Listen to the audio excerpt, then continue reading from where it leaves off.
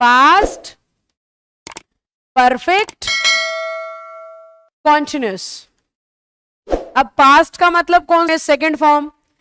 Perfect का मतलब कौन सी फॉर्म है? Third form. कॉन्टिन्यूस का मतलब कौन सी? Fourth form. सब सिखा के गई हूं ना पिछली क्लास में। और कॉन्टिन्यूस किसी को V4 नहीं पता तो आईएनजी वाली फॉर्म को V4 कहते हैं। अब इंग्लिश में दो वर्ब एक साथ नहीं आती तो तीन कैसे आएंगी? बिल्कुल नहीं आएंगी। तो एक एक करके निपटाता है टेंस में। कैसे?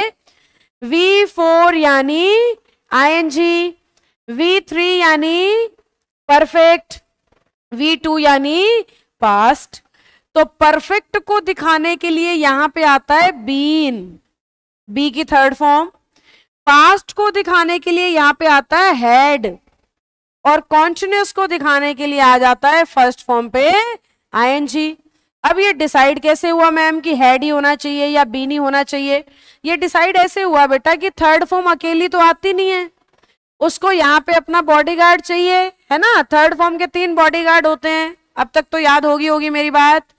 हैज हैव एक बॉडीगार्ड, हैड दूसरा बॉडीगार्ड, हैड तीसरा बॉडीगार्ड। यानी हैड की इन तीनों फॉर्म के बिना कभी थर्ड फॉर्म इंग्लिश में आएगी नहीं। अब हमें चाहिए पास्ट, तो पास्ट का मतलब तो सेकंड फॉर्म, ये फर्स्ट फॉर्म, ये थर्ड फॉर्म। पास्ट का मतलब कौन सी फॉर्म? Second form.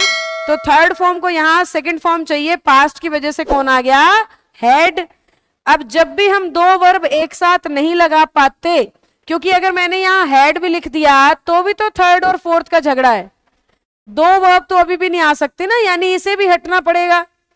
और जब वर्ब का झगड़ा होता है वो मम्मी के पास जाती हैं। वर्ब की मम्मी कौन है? बी, और बी की थर्ड फॉर्म कौन है? बीन। इस तरीके से स्ट्रक्चर तैयार हो गया, हैड बीन आईएनजी।